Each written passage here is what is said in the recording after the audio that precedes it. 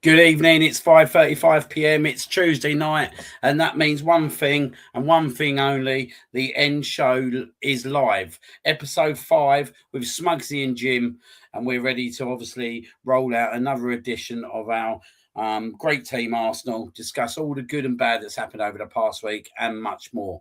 Before I obviously go into the show, just want to say a good evening to Jimbo. How you doing, Jim? All good, mate. How are you, sir? I'm not bad, mate. I'm not bad. Yeah, Christmas is upon us, isn't it? And yeah, it's a busy time of year, so it's like obviously trying to spin so many wheels at the moment. Yeah, 100%, mate. And imagine your boys getting a bit older as well, and getting a bit more sort of G'd up for it. So you get all those bits and bobs with it as well. But yeah, looking forward to a bit of a Christmas break, mate, as well. But and then obviously the football comes thick and fast, doesn't it? So can just chill out and get our custards on that, and hopefully hope Santa's delivered into Mikel's sack a few wins. Absolutely. I know. Obviously, you're raring to go tonight to obviously discuss the last 7 days. But all ready for Christmas for yourself, mate? Yes, mate. Yeah. Got a few days at home, and then holiday for the Christmas New Year bit. So yeah, looking forward to it, and looking forward to a few days off of work and spend a bit of time with the wife and kids. Absolutely. And just to let you guys know, this is our last show of 2025. We will be back in the new year, and we'll be doing a massive show in the new year to kind of reflect back over the 2 weeks where it is a massive time. There's a lot of games coming thick and fast, and with a lot of games, sadly, become a lot of injuries as well. So I'm sure that's going to be a dialogue tonight in terms of conversation as well. But let's go back to last Wednesday night, Jim. Club Brugge away, 8 p.m. kickoff. I know we were discussing beforehand in terms of kind of rotation was key in terms of going into this fixture with the game at the weekend as well. Was you happy with the team that Mikel put out for that evening?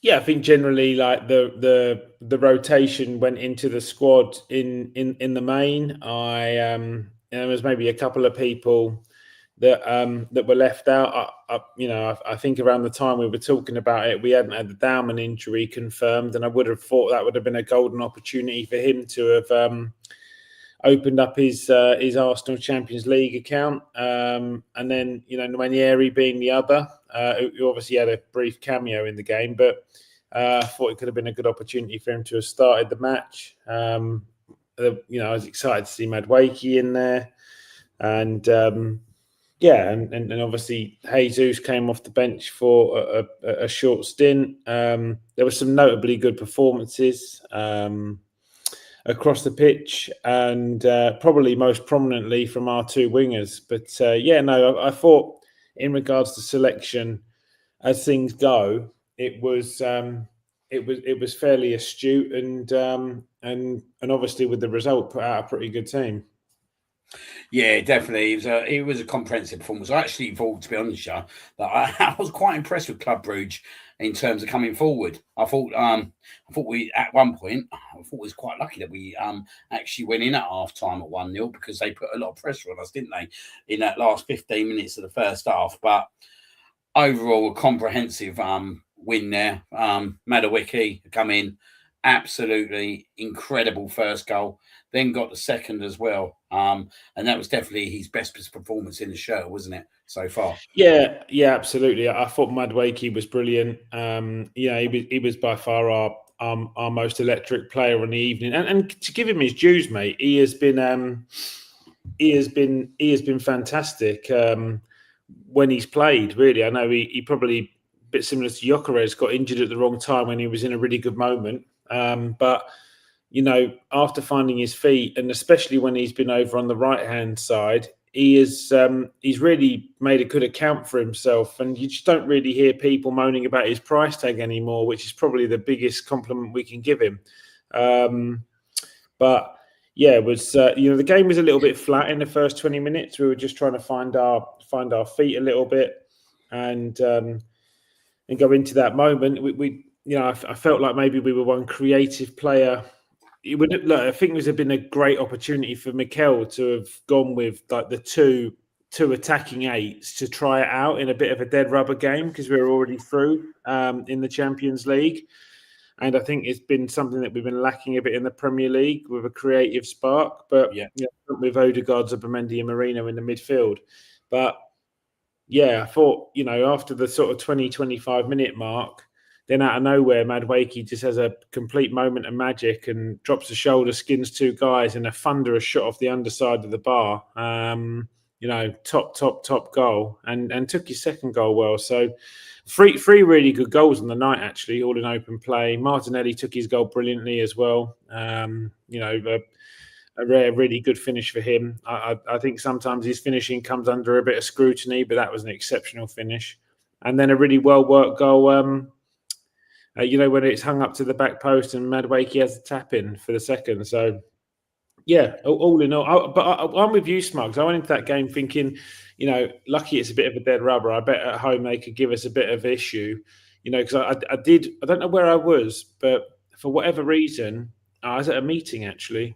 And the match against Barcelona with Club Brugge was on, and it was end to end. And I think they ended up drawing the game 3-3, but they had the upper hand in the game for a long time. They've got a couple of players in their team. I think Forbes was one of them, the Portuguese guy, and Zolis, who was the two wingers. They were really, really lively. We had a really good. A really good night away from home and carried on our 100% record in the Champions League, 18 points from 18. It's another clean sheet, wasn't it? We only conceded one goal in the Champions League to Bayern. So incredible, really, when you think about it, how good we've been in Europe, especially as we're going through a bit of a sticky moment in the Prem. Yeah, no, it is quite interesting, isn't it, in terms of the Champions League, that we've conceded one goal in 6 games, which when you think of the quality that you play throughout the Champions League, and I looked at Club Brugge and do you know what I mean? They were an absolute threat coming forward. Like the guy on the right-hand side, Forbes, yeah. Oh God, what a threat he was, mate. Do you know what I mean? Like he was causing no end of hassles at the back end of that first half. And our performances in the Champions League have been very, very comprehensive. I think that's the key word I can use. Do you know what I mean? I think we've delivered superbly in the Champions League, and we seem really, really well set up for the Champions League. Look. We know what happened to Liverpool last year. They finished top, and then they went out. They went out in the first knockout round. So you can't rest on your laurels. You know what I mean? Because you are going to play much better teams and much bigger teams moving forward, and you can't dictate obviously where the draw leads you moving forwards. But I do feel that actually that this, like in terms of when we go into the Champions League, I'm always very confident. I was very confident that we'll get the result, whatever team we put out on Wednesday night. It was interesting with Norgard going to the back, and I thought he done pretty well, considering that it's not his position. It worked. Like, don't get me wrong, there would be plenty tougher tests, but they did provide a threat moving forwards, and I thought he done really well. And it beggars the question for me that why have we not seen him more? And I know we spoke about this last week, but I still don't understand it. I still don't get it. It does baffle me in terms of Arteta's thinking at times. Like, I'm not gonna go on Saturday, but I am gonna mention it. Like Madueke, scores an incredible goal on Wednesday night, gets a second, puts his best performance in. He doesn't even come off the bench Saturday, mate. Like, that frustrates me. And if that frustrates me, like, what is he thinking? I haven't got a clue. I mean, look, we'll cover it off when you come onto it because, as always, we'll analyse the lineup and then the performance. Yeah. But I mean, highlighting the man of the match, I think the player of the week, was such a bright spark for us, was just continually a threat to their left back. And they ended up having to double up over on him. Gyökeres pulled the centre half across as he always does. And then it gave Martinelli that opportunity as well to kind of explore that inside left channel. And, what's abundantly noticeable about the two different types of competition is that because it's in essence a cup competition, the Champions League, there is a slightly more intense need to try and get a result out of every game, more so than building an infrastructure over a 38-game season. So teams play 5 yards higher. If they maintain a block, it's like a mid-block at most. They tend to try and press and play on the counter a little bit if they're slightly weaker opposition to the opposition. But they continually came at us, and we dealt with the lion's share of their threats. I think Raya made quite a good save in the first half. Made a good one in the second half as well. But, but we did get the ability to recycle the ball a bit quicker into the flanks and then create. And that's obviously how Mikel's model works. He likes to have very active wingers. And again, sort of Gyökeres was full of running, but, there's no service there. But I thought, again, that was largely down to the people on the pitch. Went with Marino and Zubimendi in the midfield, which was a bit conservative, I thought. And then Odegaard played kind of in the advanced state. But, he likes to feed into that right-hand channel, doesn't he? And Ben White loves to overlap his winger. And he'd already built up a pretty good rapport with Madueke from the game before, where he set the goal up for Marino, the two of them. And then, the three of them are working down in that right-hand channel. And the central part of the pitch in the left-hand side, and Lewis Skelly's someone who loves to invert and come into midfield. He doesn't overlap. So, you leave Martinelli there, kind of on the overlap. But yeah, look, it was a very, very resolute and well compacted 3-0 win. 3 really good goals, and we managed to keep Bruges out, which obviously has been a bit of a task because Barcelona chipped 3 against them. So a really good result, and actually after the Villa defeat was a really good reaction, which made me think that coming on to Wolves, we took all the momentum back into a home fixture on the Saturday where we could really start building on it. And because we've got a really busy December and a really, probably a really, really integral period where, we've had a couple of awkward results and we need to rebuild some momentum quite quickly because the fixtures come thick and fast, and it's a week before Christmas now, but we'll play 4 times in the Prem, I think, by the 3rd of January. And, will we still be leading the Premier League or not at that point? I don't know. Like you say, that there is games coming thick and fast. We're looking at this Saturday, Everton. Then we got a Carabao Cup game against Crystal Palace, followed by Brighton 4 days later. Then Aston Villa at home 3 days after that. And like you rightly said, Bournemouth on January the 3rd. And you start looking at all them fixtures and you start thinking about rotation and like the defensive issues that we've got at the moment. And a key area that's going to be a worry for me now, and I know me and you spoke offline around that, is going to be the right back situation, because obviously Ben went off on Saturday and now is going to be out for at least 4 to 5 weeks. It's going to be a lot of pressure on Timber, and I think you rightly said yesterday that they're gonna have to probably play Josh Nichols at right back in the Crystal Palace game, because we can't expect Timber to roll through this whole festive break and not have that break. Yeah, I mean, it's a position that's unbeknown to Saliba. He's an out-and-out centre-back. Norgard couldn't fill in there, because he just doesn't really have the pace to be able to deal with a winger. So, you might end up seeing Lewis Skelly play there because he's quite 2-footed, maybe, worst case scenario. But yeah, crazy to think that we're 900 billion quid into this exercise, and all of a sudden, we are racking up injuries just over and over again, and I just can't put my finger on it, mate, if I'm being honest with you, as to how. I actually wouldn't be surprised the way he plays if he thought about needing to, if he ended up playing Zubimendi there, actually. Yeah, not ideal. Obviously, Mosquera's been out now for 4 weeks? He's got another 3 or 4 weeks to go, hasn't he? So,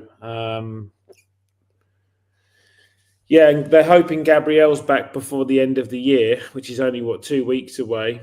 So maybe that would help free up a little bit. But again, an out and out centre half. Mate, what was a funny one, and someone mentioned this to me in a WhatsApp message. He was obviously a free agent for a long time, Tomiyasu, but Yeah. my mate mentioned, why didn't Arsenal re-sign him on a 6-month contract, because he can play centre half and right back. I laugh, but it's not the worst. It's not the worst shout. I thought it myself. I ain't gonna lie to you. I thought, do you know what? If it was a week later or a week earlier that injury to Ben happened, I think there could have been potential that a phone call might be made to Tommy. Do you know what I mean? Like, it's hard, isn't it? Because you don't know where he is in terms of his rehab fitness. I guess he's not going to be there, but it is a concern for me at the moment, because Timber's had his injuries over the years. Do you know what I mean? Like, he missed a whole season, and to put this kind of pressure on him now. And I know you, for one thing, that obviously when you spoke, that you felt that actually Saturday would have been an ideal time to give Ben that breather, didn't you? And play Timber there due to the volume of games that Ben had played over the last 2 weeks. Yeah, I thought so. I thought that.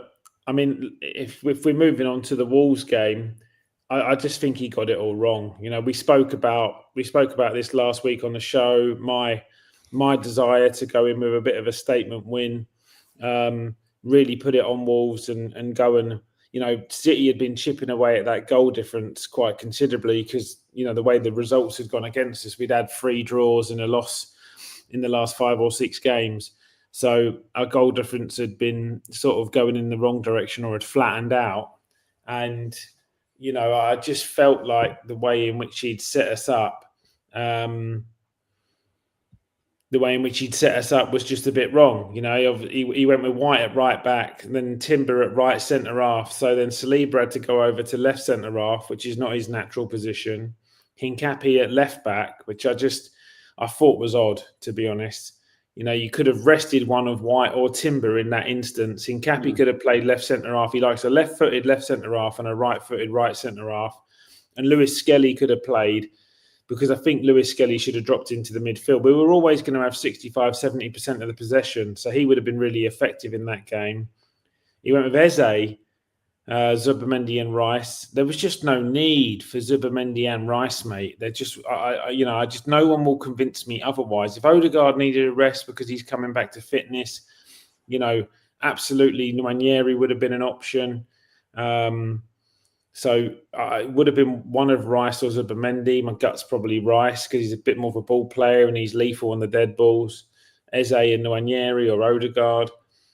And then Saka on the right, Gyökeres through the middle. And I would have played Madueke on the left, because he very much deserved to keep his shirt. So, I just thought it was so flat. I mean, Saturday, you can probably hear from my absolute. I'm genuinely really concerned. We've not looked good for like a good period now in the Premier League. We're shipping late goals. We're inviting pressure on. We go 1-0 up in the game and it's a shut-up shop, which is just an attitude that I just cannot resonate with as an Arsenal team. We've just never done it before. We shipped a late goal at Sunderland because we invited them on. We shipped a late goal at Villa because we invited them on. We shipped a late goal at Wolves and got away with it. It's a real head scratcher for me, mate, because the general consensus in the mainstream media and the fan media is that like everybody is just hanging Gyökeres out to dry. He was the wrong player. Arteta didn't want him. He wanted somebody else. It was a Berta signing. He needs to do more. He's not scoring enough goals. But, he's not. We had this conversation. No one's creating anything for him. We're just not creating anything as a team. Whether you want to pin it on Gyökeres or not, we didn't have a shot on target in the first half at home to Wolves, who statistically were the worst team in the Premier League history at that point of a season. That's mental. We're top of the league. We're flying. I can't fathom how that's happened. And people can say, oh, well, they play a low block and it's difficult. But yeah, that's why you got a 60,000 seater stadium and you're $1 billion squad. because you've got the talent to be able to unlock them. But you then have to at least coach the players and allow them to play with the freedom and the flair to be able to go and do it. And we're enforcing a model that is a territory-based sort of handbrake on model, and looking for corners or just to get our two wingers to the apex of the box and put crosses into the box. And like the profile of every single team in the Premier League is that they have two quite considerable physical centre-halves. We're quite lucky that we've got two centre-halves who have got a real turn of foot, but that's quite uncommon. Mainly in the Premier League, you have two really big physical guys like Torres and Konza at Villa, the two lads at Wolves, Mascara, Sunderland, Dan Ballard. Like, they are going to love it if you take an aerial duel to them. They don't want a foot race against racy wingers. You've got Saka, Martinelli, Gyökeres and Madueke, who are all quick. Why would you not put them in a foot race against these players? Like, when you're sizing teams up, surely all this data is available to them. The data available in football now is just mental. So surely you'd know that you've got them in a foot race, but you haven't got them in a physical one. And you're either pig ignorant and arrogant and think, no, the quality of the ball will get by them, or you're a bit of a one-trick pony and you're kind of getting caught out. Because we get to sort of November, December, January time, and we seem to have a bit of a different strategy on set pieces, and we score a load of early goals from it. And then we do the same thing, which is the four players at the back. They run into position, they fold in between the line, and the dead ball comes in. But like it kind of gets worked out by about Christmas, because obviously you play everyone twice, and we're at the end phase now of playing everybody once. So everyone has kind of analysed our games enough now to know really what it is we're going to do. So I was watching a catalogue of Haaland's goals earlier, because a lot of people comparing Gyökeres to Haaland, or how does Haaland keep doing it? He does the numbers. That's the kind of world-class strike you need. But I'm watching the goals that Haaland scored, and I mean in the last 12 months, so not at the start, like in more recent times when City have gone for a rebuild. And even this quickly with Shirky there and Foden taking a slightly different row, and then you've got a more out-and-out inverted winger in Doku, and then Reinders playing in the 8. They look to recycle the ball on the half turn into the midfield quickly, and then they often are running at defences after they've pulled them out, and Haaland pulls off the shoulder and he gets technically somewhat one-on-one with his man about 30 yards out, and he steams towards goal. And he scored that goal against us, if you remember, where he pulls away one touch, hits it across Raya. He scored a very similar goal again against Palace. Now, all of his goals are quite signature moves for him, but he gets to receive the ball on the shoulder, running onto it, looking forward. I just cannot remember a time where we've put Gyökeres through on goal like that, mate, where he has had that opportunity centrally to like go steamrolling towards the goalkeeper. It's interesting. We got Charles in the chat here. He said, "Good gents, good to see you. Tell me about Gyökeres. Two problems I see: shot volume and defender separation. First is not his problem at all, right? Let's give him that second. He can work, but first, it's all on the team. Our runners, ball progresses have to hold their runs. It's a situation to see his run. I feel our runners, players like Saka, Declan, and Odegaard, all run with the ball to the edge rather than spotting a guy in front. Vertical progression is non-existent with this system. It's horizontal mostly, without vertical progress. How a 27-year-old, not a 90-year-old, let's understand that age also to succeed. So I think what he's saying there is, obviously, first of all, we're not releasing the ball quick enough. And as you said, well, there's been loads of examples of that, isn't there, over the last few weeks? I know there was a lot of footage the other day of Odegaard running on the ball, and you see Gyökeres make the run one way and then try and make the run the other way, and he still doesn't release the ball to him. Like, my biggest concern is actually, like, someone pointed out to me on Saturday night, we don't put no crosses in, and then we bring Jesus on, and then we whack a ball in a box, and you're sitting there thinking, well, wait a minute, why are we not seeing this when Gyökeres is on the pitch? And yeah, I just find it really, really, really frustrating at the moment, in terms that actually he's not being created anything whatsoever. Do you know what I mean? And people can sit there and say, "Oh, well, he's not getting in the positions," but he is getting in the positions. He is getting in the positions.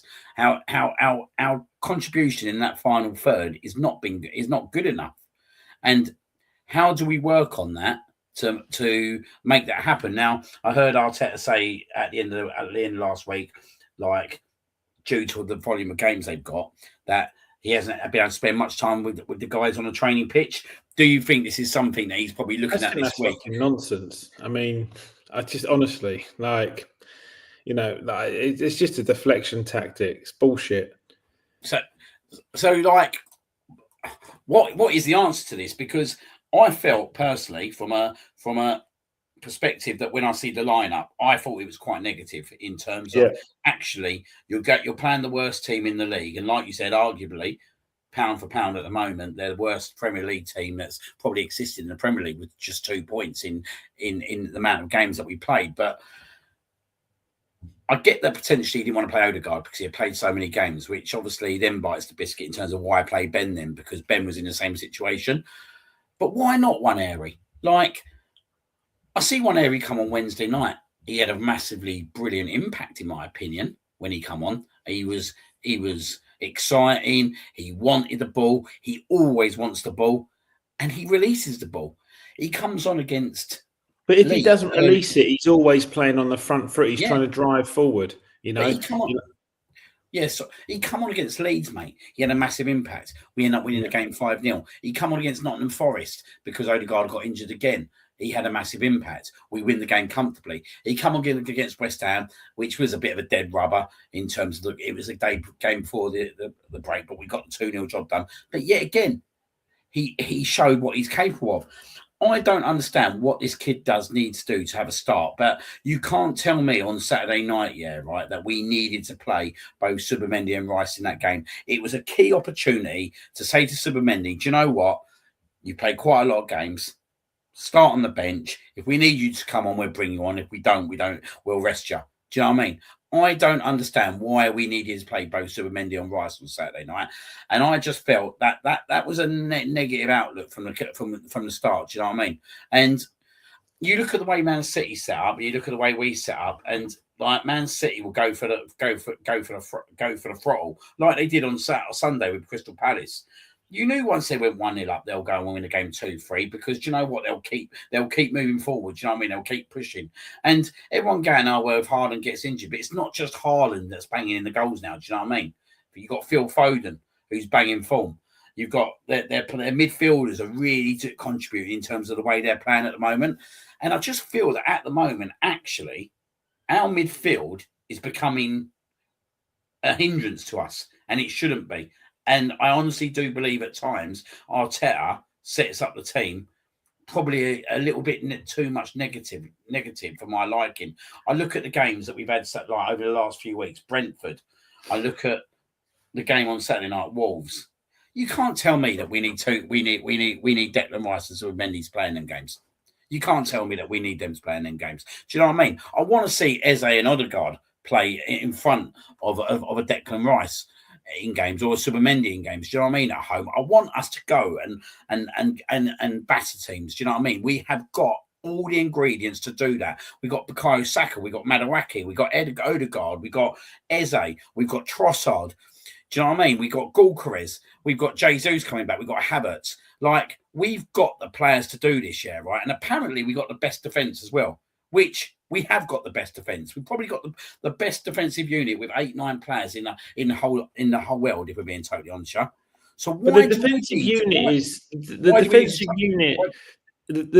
Sorry, Smuggs. The defensive unit somewhat gets all of the plaudits for the work that everyone else in the team has to do. Like, for a year before this season, everyone was saying that he was picking Martinelli because he was covering Lewis Skelly, because he's the best defensive left winger, because he's really good at tracking. He gets back and doubles up his man really well, and he covers Lewis Skelly brilliantly. It's almost like Saka was someone who cut his teeth as a fullback in his early days, and knows how to get back and double up with Timber. You got Zubimendi and Rice, who are both very defensive orientated. You play Marino often in the team, who is a natural central midfielder, and we signed him for his aerial and duels ability. Because in the Liga it was all about how many duels he won, how many aerial duels he won. You look at the work rate, something you can't argue with Gyökeres, the work rate that he does as a 9 of putting the pressure and the intensity on the two centre halves, so they can't play, just constantly nibbling around them. The only kind of Odegaard, another phenomenal presser. The only one who probably in that team who's in and around the starting 11, who is not probably so defensively minded, is probably Eze. And he gets caught out a little bit with his defensive duties, a bit like the first goal Cash scored against us at Villa. But other than that, all of them do defensive duties, and that's kind of all contributes to. We had this point last week on the pod when we were comparing Marino and Gyökeres, how many clean sheets Gyökeres had when he started, and it kind of all adds up. But to make your point about City, mate, against Palace, Donnarumma in goal, Mateus Nunes at right back, who's a central midfielder, Diaz and Gavardio. Gavardio was an attacking fullback before they've moved him back to centre back. Nico O'Reilly, who more so plays as an 8. Then Gonzalez, who's kind of a natural central midfielder but can play in the 6. Bernardo Silva and Reinders, both attack-minded 8s. Then Cherki, Foden and Haaland. Like that is, he's gone away to Palace, who are a bit of a bogey side for all the top teams. And he's gone about as attacking as he can. He's got Nathan Ake, Out Nouri, Kusanov, Rico Lewis, all on the bench who can play in defence. And he's like, nope, this is what I'm going with. And then even when they're up, he brings Savinho on for Reinders, another winger. So he goes even 2 in midfield to see the game out. He makes a defensive for defensive substitute, 8 Nori, but that's in the 90th minute. And Lewis comes on in the 90th minute. But the game's done and dusted at that point. So, this is what I mean. He sets them up to go and beat teams. And I just think his starting 11s, Arteta, just causes problems all the time. Like, we just don't... we're just not going out to dismantle teams. I just don't understand it at all. I really don't. Like and making that point I just made about getting the wingers to the apex and putting crosses in. We've got a couple of games coming up now where we're going to really struggle. Brighton is one of our next games. Van Hecker and Lewis Dunk, both like 6'4", 6'5". They'll love an aerial day out. Everton at the weekend, Michael Keane and who plays at centre half for him? It's not Tarkowski anymore, is it? He plays at Burnley now. Who's the other centre half at Everton? Oh, I can't think. But again, Moyes will be happy with them having a fairly aerial day out. Oh mate, that's wound me up. I'm gonna have to check that. But so we're not covering ourselves in glory in regards to. No, it is Tarkowski. He's ex-Burnley, isn't he? Tarkowski's at Everton. Sorry, yeah. So him and Keane, they're not that mobile, mate. But they're going to love. They're both 6'2", 6'3", and bloody physical. They're going to love it if we just get to the apex and just stick crosses in all day. It's going to fit right into the way they play. So surely you'd be coming there and with this old note about we can't train anymore. Well, he's let them have a couple of days off Sunday, Monday. So Tuesday through to Friday, you got 4 days of training. Telling me that you can't just blend the model up a bit and just get a bit more one-touch football in and just break the line and get in. Because if you can get Gyökeres in a foot race, I haven't seen a single defender physically yet just bash him around and look like he's not got, every single time he's gone one-on-one or shoulder-to-shoulder with a defender, he seems to avert them. So he'd be fine with it if he can get put in the channel and use his physicality. And we were at the Fulham game, you know, and they're about as big at the back as you can get with like Bassi and Diop and that. And he went shoulder to shoulder and bullied them all day long and got a couple of good shots off. Leno made a couple of good saves. He's unlucky not to score that day. But they've got to just do it, you know. Honestly, mate, I think the reason that we're not doing it is because the model is so intrinsic with retaining the football, and they don't want to take a half chance on, which could end up in the ball being recycled, and then it can come back at you. And that, I just find it nuts, you know. We have to keep the football and squeeze everything out of the opportunity, and the end result has got to be like a foul or a corner, so that we've got an opportunity then to score. Because you can't like try a slip pass in or something like that doesn't come off, and then the ball comes back at you, you know. So the reason why we've got the best defence in the league is because I think we spend 90 minutes protecting it. Yeah, we do, and this is where the frustration is now growing, isn't it? And the frustration is growing because when you look at the goal scoring stats at the moment, our top goal scorers on 4 goals is about 3 or 4 of them. Like, let's be frankly honest. What Premiership team has won the league? Yeah, right, where their striker's not scoring any goals. It just does not happen, does it? You need your striker to be banging a certain amount of level of goals to be able to compete and win that title over the course of the season. But I just feel even if it's not your striker, you know, like you look at Salah at Liverpool. Salah, yeah, his goal return's mad, you know. Yeah, so it'll be someone in that front three. Do you know what I mean? I think Liverpool's a bit of a difference to most teams, isn't it? In terms of like obviously what Mo Salah's given them over the years. But you look at us at the moment, yeah, right, and you think I can't see Saka scoring in every game whatsoever. And like I thought he would start picking up a lot more goals, if I'm being frankly honest this season once he got back fit, but that's not come yet. Martinelli's definitely not going to do it. Like Martinelli starting games for us now is a big frustration to me, if I'm being totally honest, because he's okay in Europe. Do you know what I mean? He's okay in Europe when the teams are kind of like coming out of you a little bit more mid-block and all that, but for me, he doesn't offer us much. He really doesn't offer us much. His distribution into the box, his final ball is poor. And that's probably part of the reason why Gyökeres is not profiting, because Martinelli's never going to find him. It's facts, mate. Martinelli's never going to find him. And you start looking at games like Saturday and you're sitting there watching the game materialise and you're thinking, I can't even see us scoring a second at the moment. Do you know what I mean?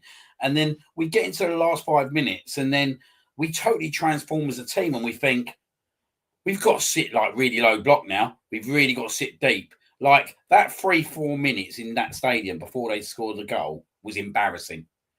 Up to that goal, it was embarrassing. It was like, what are we doing? Like we're playing at home on a Saturday evening against Wolverhampton. And we've just decided now, with like 5 minutes to go, that actually we're going to sit really into a low block and just obviously take Wolves pressure. And it's not good enough for me. It's not good enough. The performance wasn't good enough whatsoever. Do you know what I mean? But for me, it all starts from the selection. And for me, Mikel Arteta has to take some more risks moving forwards. And I'm not saying he needs to do it like away from home against the tougher teams, do you know what I mean? Because that's not what I'm expecting. But what I'm expecting is actually when you're at home to Wolves, or you're at home to Brentford, or you're at home to West Ham, do you know what I mean? I'm expecting us to play attacking football. I'm expecting us to put a lot of pressure onto these teams. Just be honest, Wolves didn't have that much pressure on Saturday. Yeah, we had a lot of the ball. But I can't remember their goalkeeper making many saves whatsoever. I can't remember. The problem was we couldn't hit the target. You know, that was the big issue. But so we didn't make him make saves. But you know, Martinelli had an open goal, didn't he? Like 4 yard out or whatever, and misses the target and with the header and stuff like that. But yeah, we had the opportunities to work the keeper. We didn't take them, but it's few and far between. We're not, but mate, it's because we don't allow them to recycle the ball. If they're in possession and you dispossess them, it's the best time to go and hit them, you know, because they're out of their shape off the ball. If you've always got the ball and you're just recycling the ball across your back line and moving it side to side to side, in between the 6 and the 4 and the 4 defenders, all they're doing is just refining their 2 banks of 4, and then you got 2 players hovering. So we're not moving the ball remotely quick enough to warrant trying to break their shape down either. That's the crux of it, and it's just a difficult watch, mate. It's a very, very hard watch. And look, mate, to your point, yeah, one of 2 things is going to happen. He's either going to be forced into making the change, yeah, or he's going to have to do it, because we're going to end up chasing City, which means we have to go and then get the result, because at the moment he's clearly struggling to play in that mantra, because he's overprotecting a lead at the top of the Premier League. But if he has to chase City, then he has to maybe change his model. But the reason as to why I think we just continually keep getting all these injuries is because he wants the same 11 guys to deal with, because he's drilled them so well. But we've had this conversation across the shows. You play 10 to 12 extra minutes a game now with the extra time at half-time and full-time, and you play 60-odd games a year now if you're in all 4 competitions. So you just can't do it. It's just, unfortunately, you have to use your squad, and that is where you have to be able to use other players in different moments when you're looking at or scaling the other opposition. You think, look, the data sort of tells us we'll have 65% of the possession. Most of the time will be spent around the midfield or in their half. You can afford to drop out one defensive-minded player, have a more creative player on the pitch, and then just tell them they've got to do their defensive work as well, just coach them. But yeah, it's crazy to me that we're in December and we still can't put a striker in on goal to create a clear-cut chance for him. Well, it doesn't matter who it is. I think when you start looking especially in terms of I'll go back to the Sunderland game. I'm going to go back to the Sunderland game where we go 1-0 down at the end of the first half, yeah, right? And then we come out second half, a totally different team, a totally transformed team. Do you know what I mean? A team that was hungry, that wanted it. And we absolutely battered them for about 35 minutes that second half, yeah, right? We then go 2-1 up, and then we totally switch. We don't totally switch. There's no mindset into us to think, do you know what? Let's go and get the 3rd goal. Let's go and really put this game to bed and make even it. Even if you don't get it, though, even if their keeper keeps making a couple of decent saves or something, my whole point is that when you play a territory-based attacking model, so you're trying to win free kicks and corners in the opposition's half, when you're in possession of the football and you're in their half, even if they win possession of the football, the chances of them scoring from 60 or 70 yards out are minimal. But if you go and sit in a low block on the edge of your own box and you invite the pressure on you and you neglect the press, so you go and put any pressure on them, well, I would say that the chances of them scoring goes up drastically. So even if you don't go and get the finishing goal, if you keep pushing for it, it's very difficult for them to score when they're defending, But if you flip that narrative, and then you say, no, we've scored 2 now, you scored 1, you score next. Because we don't leave an out ball out there, do we? Where we go and try and counter them. You know what I mean? You remember, last time we did that, probably to my memory, was when we beat United, I think 3-1 at home, and Jesus scored that really good counter-attacking goal where he flips back inside, and we go 2-on-2 against them because they're trying to push for an equaliser. But we haven't left an out ball out there once this year. I can't remember a time last year we did it where someone holds the ball up and then the 2 wingers just absolutely bust a gut to get up and support them. We just hoof the ball upfield and just say, go on and have another go. Bad luck this time, And we're playing like a team that's like in year 1 or year 2 of its of its build, when we're doing things like that and we're ahead and we're like, oh my God, we're ahead. Just protect it with your lives. Not 6.5 years in where we've had 10 transfer windows and we've spent all this money and we've got all these top quality players, people like Eze and stuff like that, they must be sitting there thinking, we didn't do this at Palace. The fuck am I doing this at Arsenal?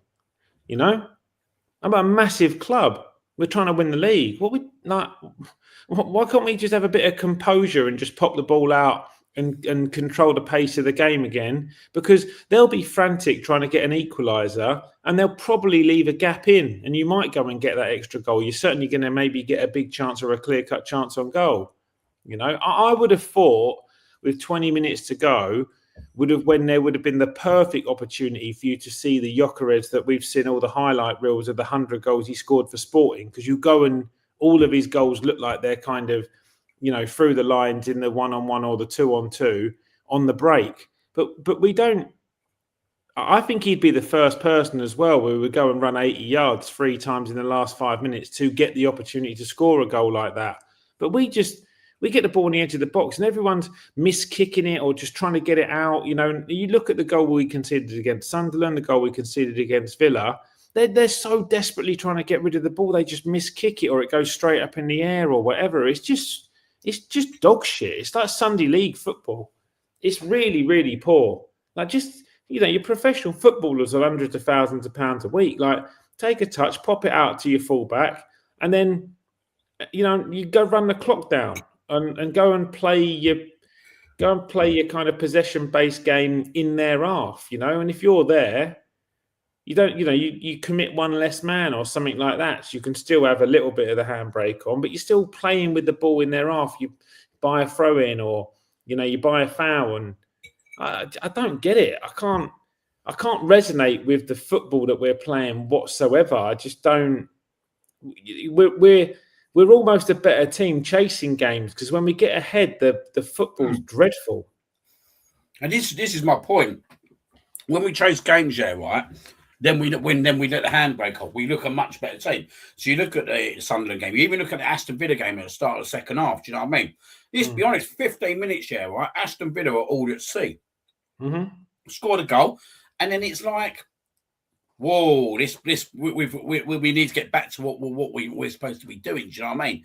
Just make ourselves hard to beat. And I think it's been installed so much into them now that they actually go the other way now. Do you know what I mean? And my personal opinion is, yeah, right, that I think he needs to be more progressive he needs to be more. He needs to show that actually he can play different systems. Do you know what I mean? He needs to be able to play with 2 8s, 2 10s, whatever you want to call them. Do you know what I mean? At home, I don't think that actually in many games, apart from maybe the big games, does he need to play, as I keep saying, a Subimendi and Rice all the time. Do you know what I mean? Look, they're going to be playing overall, mate, 50, 60 games this season at the very least. The World Cup year as well is coming in, so players are going to be having one eye on that as well. Like, he doesn't need to play these players all the time. He doesn't even need to play Declan all the time. Do you know what I mean? Like, Saturday would be an ideal game, really. We're being totally honest, that Declan could have sat out that game. But he needs to be able to show that he can manage that, and he can play a different system and be more attacking. And do you know what I mean? Like, in my opinion, it's a bit. Like, I know we got the 3 points Saturday, and that is the main thing. But it's a big opportunity in terms of the goal difference. Do you know what I mean? That was a prime game to say, do you know what? It's not just getting the 3 points. It's a paper in cracks. It's a paper in cracks, Smuggs. Like, the performance was not up to par. Like, it wasn't at Sunderland, Chelsea, or Villa. Like, it's not. it's not. The performance was not up to scratch. I'd much rather see, when we draw games, we leave everything out there, and like, we work the keeper 4 or 5 times. Mate, tell me a game that we've had this season where the opposition's goalkeeper has been the best player on the pitch. A game that the opposition player has been the best player on the pitch? No, the opposition goalkeeper. As in, the opposition goalkeeper. Yeah. You know? No, not really. Like, you know, you come out of games, you think, Jesus, he kept him in that I think when we beat Newcastle 2-1, was the last time I remember Pope had a blinder that day, you know? But he gifted us the win at the end, didn't he? Exactly. But like, you know, until that point where Gabriel scored in the last minute, he'd had a blinder, Pope, and we'd kept creating chances and we'd worked the goalkeeper. I can't think of a game where we just kept working the goalkeeper, and he's just like, do you know what? We just got to put your hands up and say the keeper's just had a world-class day out. But I watch us most weeks, and I think Raya makes more integral saves than the opposition goalkeeper. And I think that's a key outline at the moment in terms of where we're at. Do you know what I mean? Like He did against Wolves.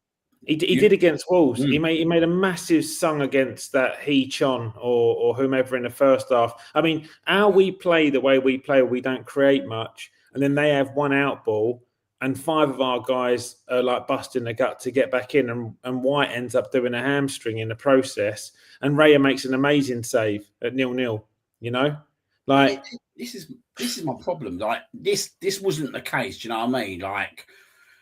This wasn't the case a year ago. Do you know what I mean? Like, this is why I look at it. And for me, it's not about the striker whatsoever. Like, it really isn't about the striker. It really isn't about the striker for me because, like, just the quality and, like you say, like, the quality of the balls that are going into the box are just not at a level at the moment in terms of.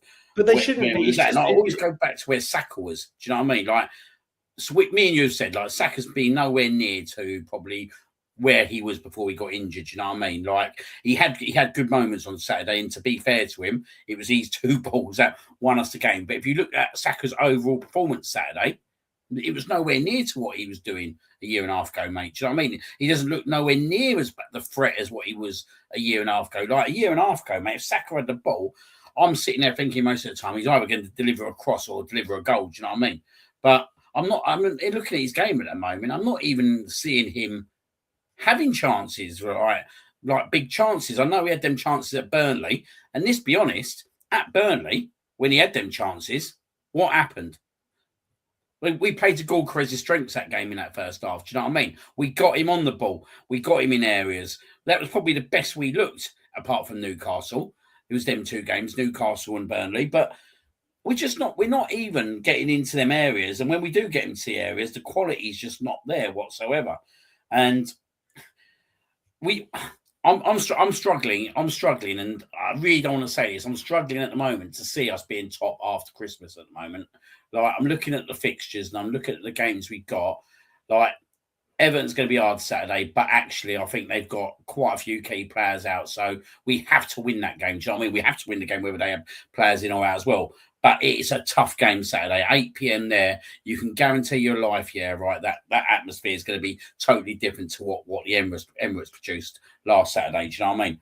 You look at Brighton at home. We've come a crop at them. I expect us to beat them, but if we play like the way we did against Wolves, Brighton will rip us to pieces. Do you know what I mean? We play like that, and then there's Aston Villa. Now we got to make the wrongs right there, because actually at that point, if we lose to them again, there's a good likelihood by that point that they'll either be on level points with us. Do you know what I mean?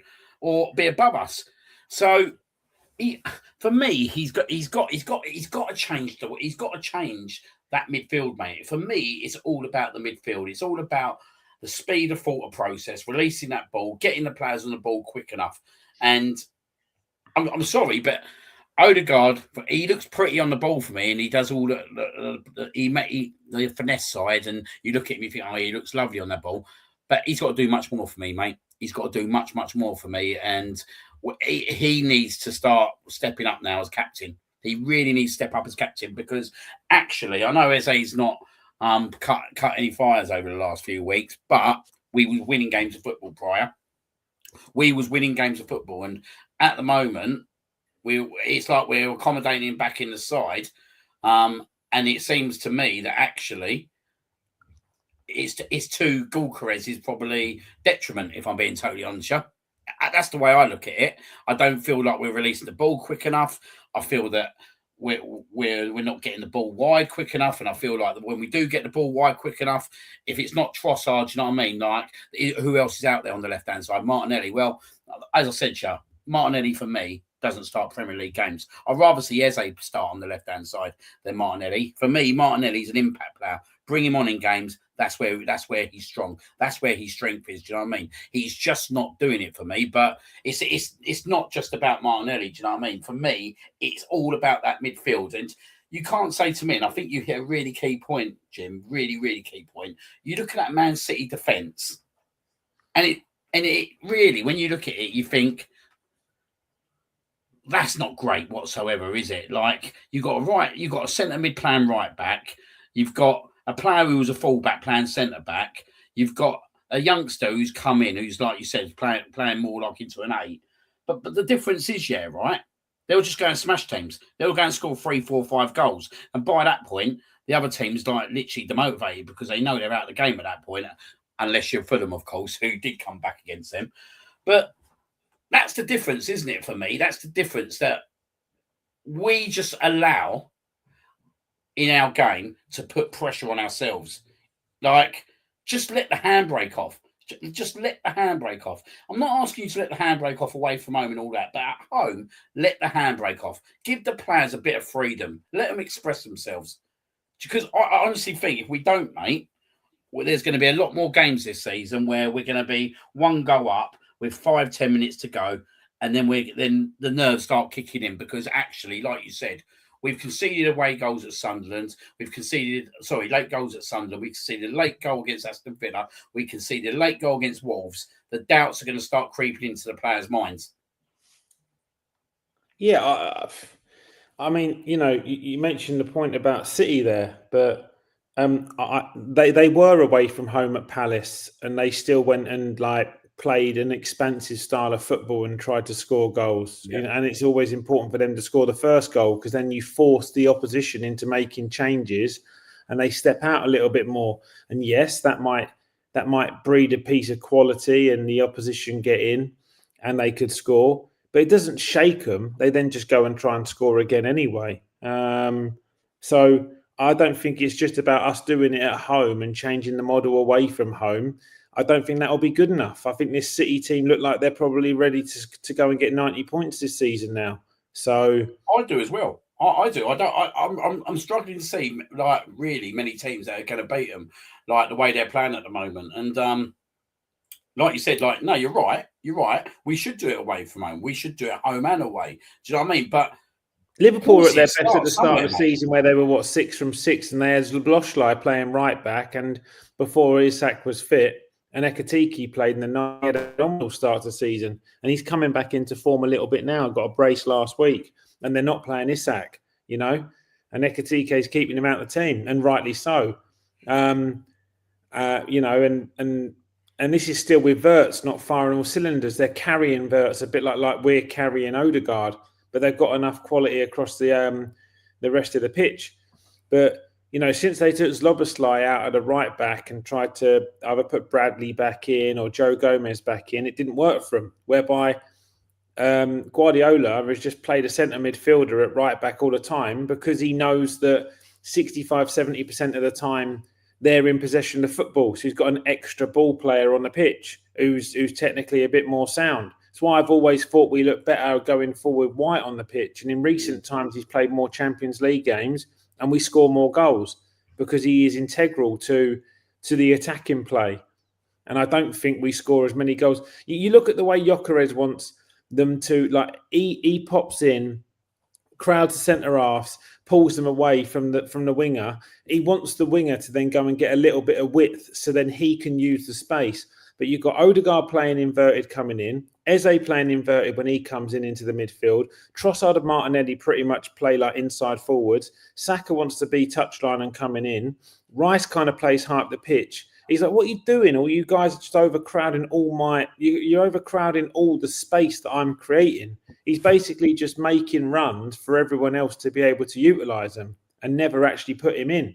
The only times he gets through is when we do move the ball quicker. Calafiori pops it over the top at Leeds. He goes and scores. Calafiori pops the ball over the top to Eze. First time across the face, a goal, bang, goal.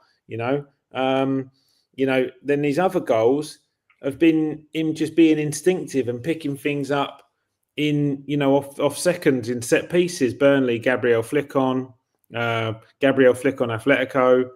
The other one, they get him in the box quickly and he flips his man, and all right, he gets a bit of a deflected shot away, but he muscles it into the net.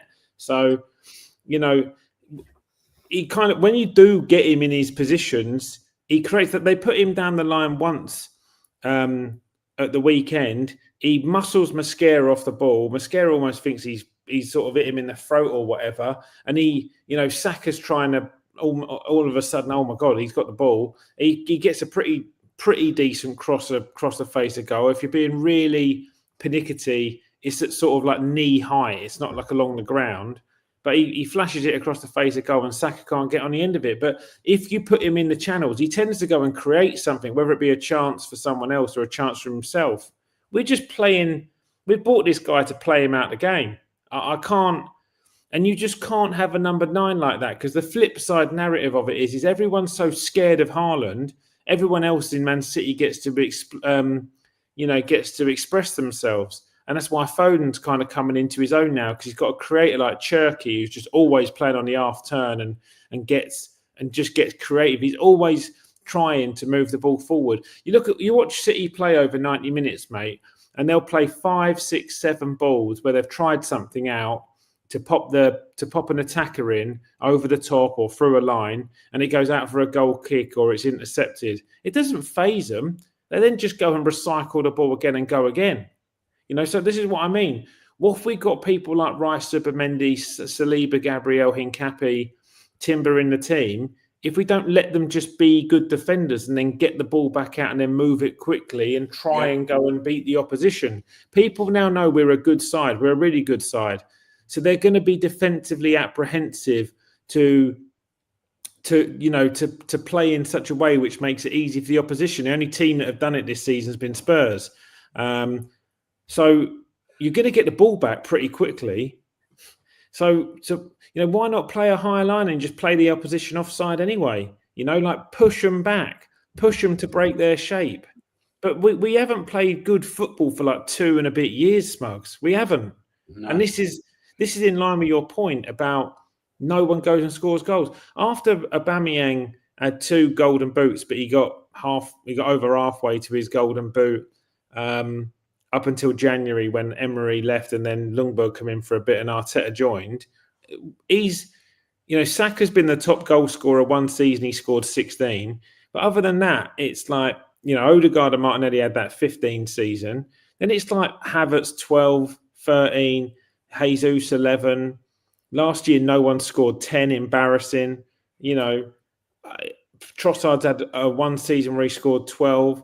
It's not enough. Like, that should be your second or third top scorer. You need more goals in your forward players, Having 4 players on 4 after 16 games and everyone's like, oh, we spread the goals around the team. It's bullshit. Like, you spread the goals. You look at when we had Henry who scored 30, Bergkamp still scored 16 and Pires and Ljungberg still scored 10. It's, Vieira would still get 7 or 6, 5, Sol Campbell would still get 3.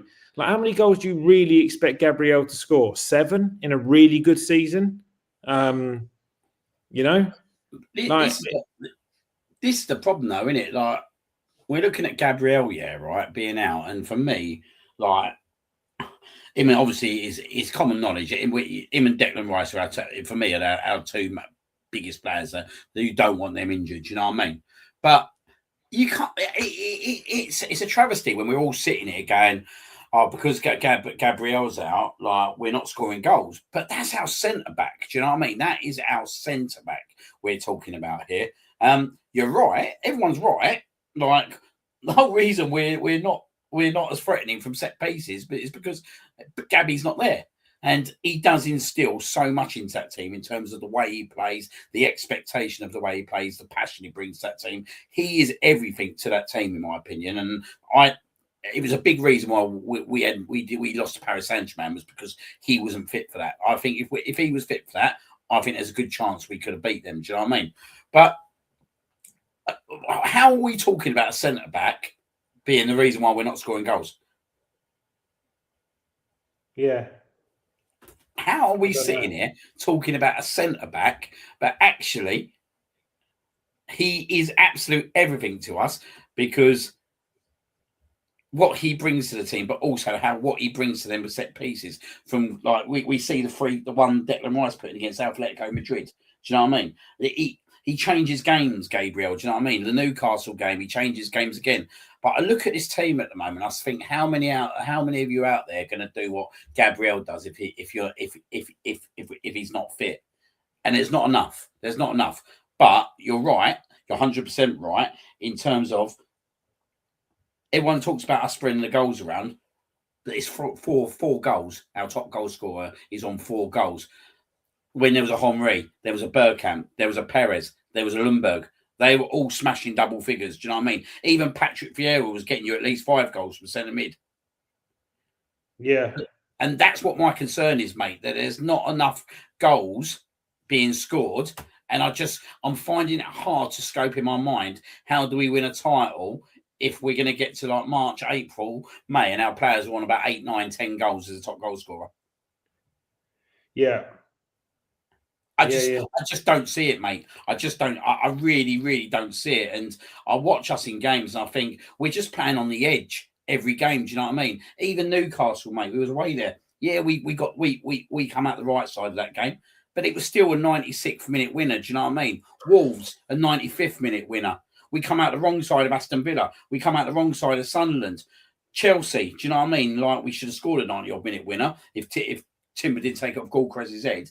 But everything's all relied on us just nicking the win, isn't it? Yeah, this is what I mean. We're not, but that's kind of the model, isn't it? Because if we go 1 goal up in a game, we invite the pressure on, and we don't go and finish games off. We've done it 3 times this year: Spurs, Leeds, and Forest. And both the Leeds and Forest games were at home. So was the Spurs game. You know, we caught Spurs when they're in a really bad moment. You know, we sort of battered Leeds, and that was a really good display. And we got Forest just straight after having a new gaffer, or they were just about to sack him, or whatever it was. So,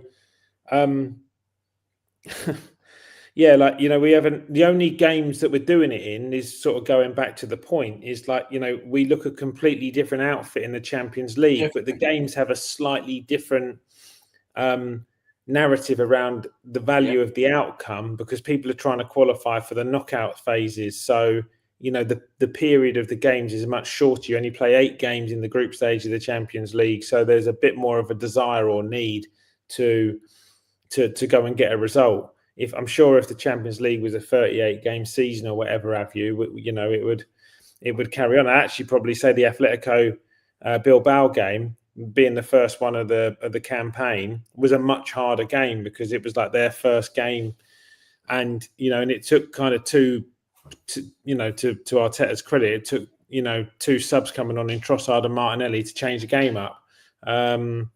But you know, we're not going and taking it to teams, even if we're 1-0 up or 2-0 up or whatever. We just don't go and.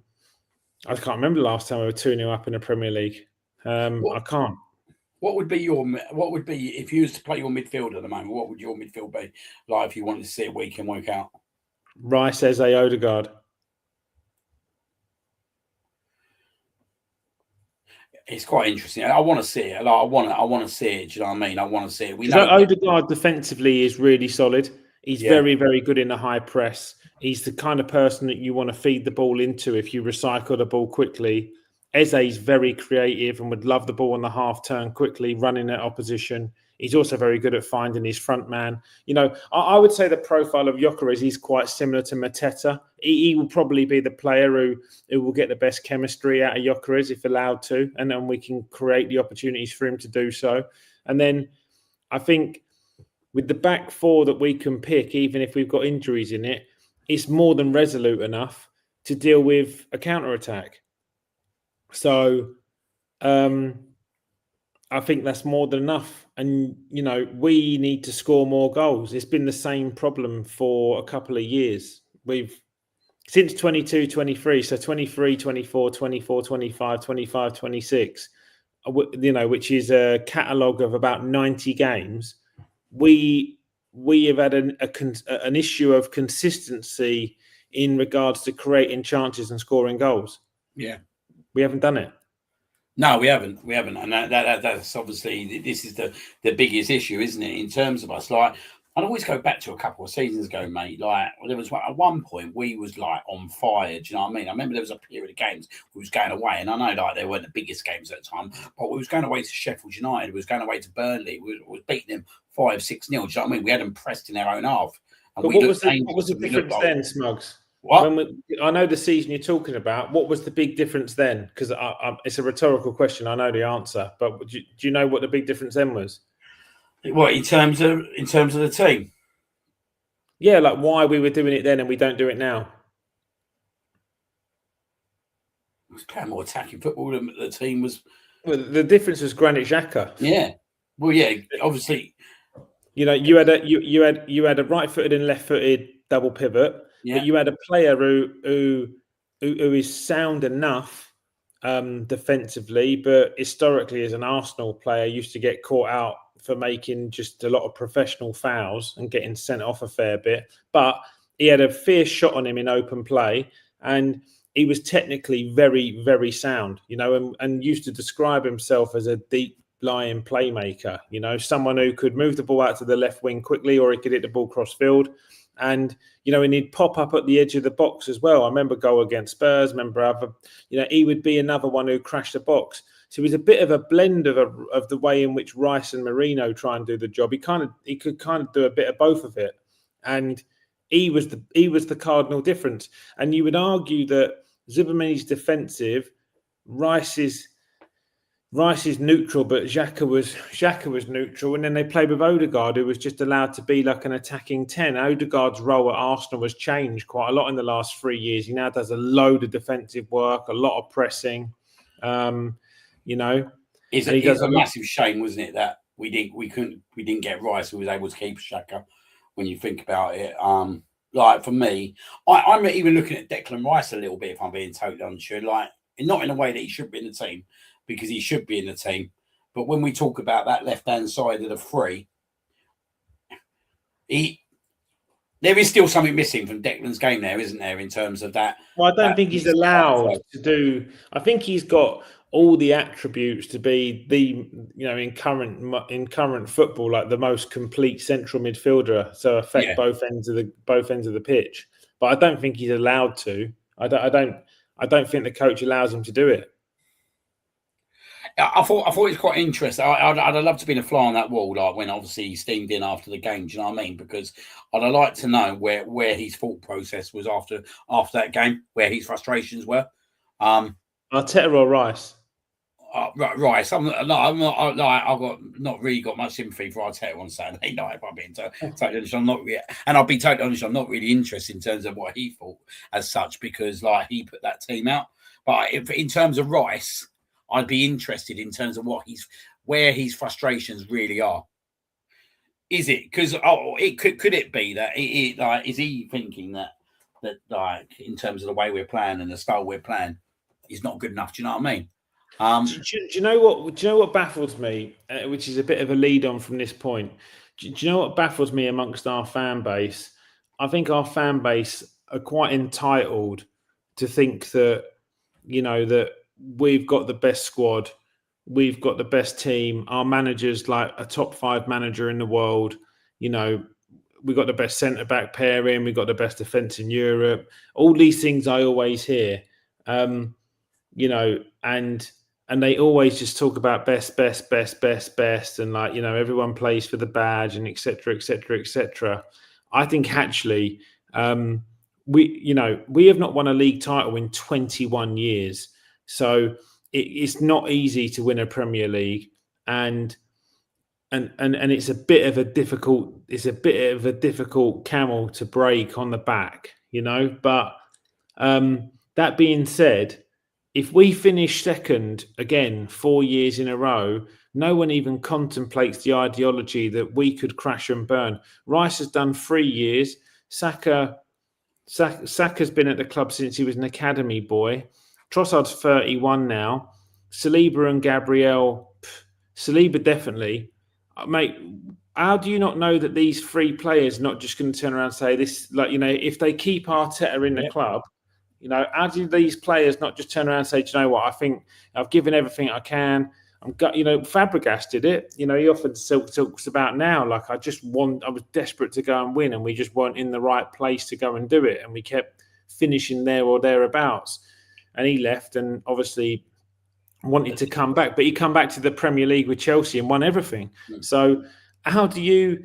I think it's madness to me that the fan base just think these guys will just stay. Like they'll finish their careers there. It doesn't happen anymore.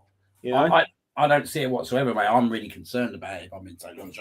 And it has been a thought process I have been thinking about, especially over the last couple of weeks. That actually, in terms of like this, like if we don't get over the line this year, yeah, right, and it's not about if we don't get over the line. We have to get over the line, don't we? There's definitely we have to get over the line this year somewhere in terms of the two biggest trophies, whether it's the Champions League or the Premier League. Like personally, I think you always got to look at your bread and butter first and foremost. The Premier League. I think we need to make the statement there first and foremost. I think with the catalogue of this season, though, Smuggs, and obviously the data is just abundantly clear that the Premier League is significantly harder for us to win than the Champions League.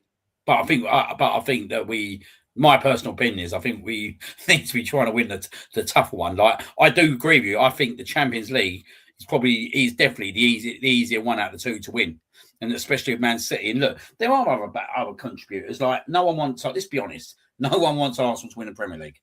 So when Arsenal come to town and then when Arsenal go away, everyone's up for it. Do you know what I mean?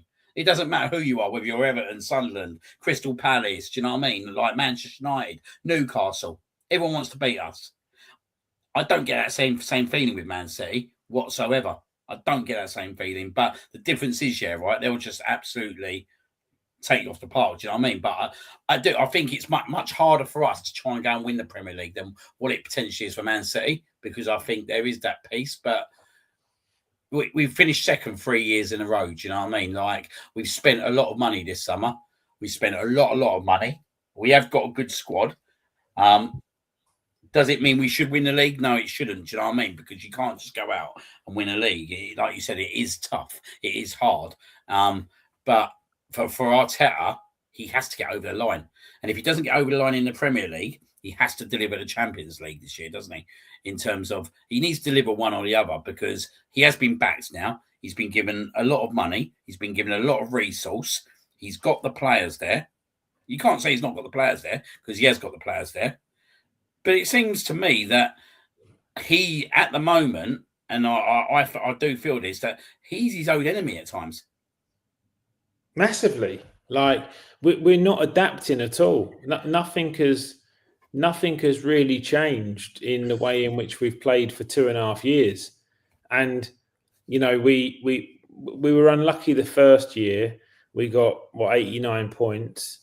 Last year we got 74. We were never in a title race. I don't really care what anyone says. We finished second by default, but we finished 11, 12 points behind Liverpool. Yeah. And then this year, obviously we're very much in the title race because we're leading the Premier League. But if you don't get it over the line, there'll be a cardinal change. We haven't had a big player leave yet. Oxlade-Chamberlain's still our record sale. Like either players will go or he will go in the summer. Like something major will happen. I just can't see them all staying together and just saying, yeah, cool, right, let's go again next year. Same thing, I just don't. Because we haven't really had any really wonky VAR decisions that haven't gone our way, or anything like that year where that goal at Newcastle with Gabriel pushing the back, or red cards. I'm still a firm believer, and it's just my opinion, that the injuries are our own fault. We should have been more ruthless, like letting Gabriel play in a fucking friendly against Gambia or whatever it was, and then he does a hamstring, crazy. Just tell him no.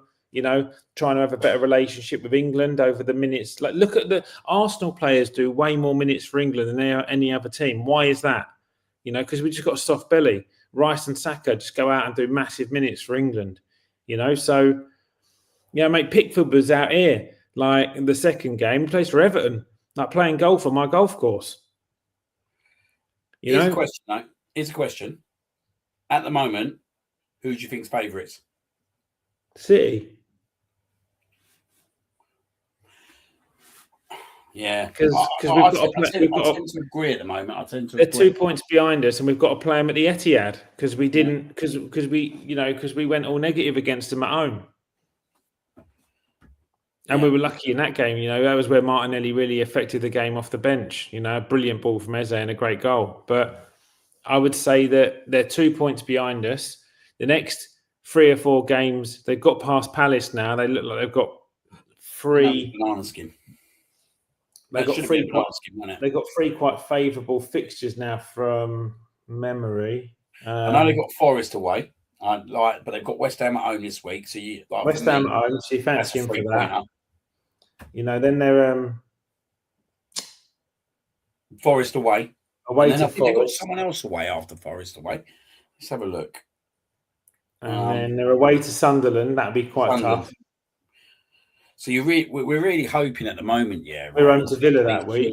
So these 2 away games that they've got coming up over the Christmas period that they're going to cut. You got to hope that Then we're away to Bournemouth and they're home to Chelsea. So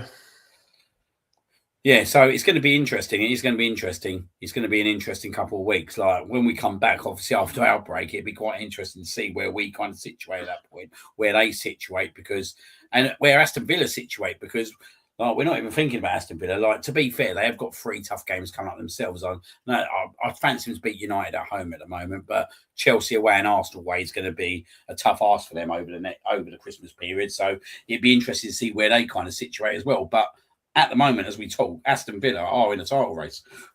Yeah, there they are, absolutely, and they're definitely people who can affect the title. That's for sure. So. Yeah, we just have to see. Look, mate, all this could be very different. We could go and put a really good performance on Everton. He's had a week of training with them. We come out of a completely different style, and this whole hour-long conversation is just kind of redundant. But and I hope that is the case.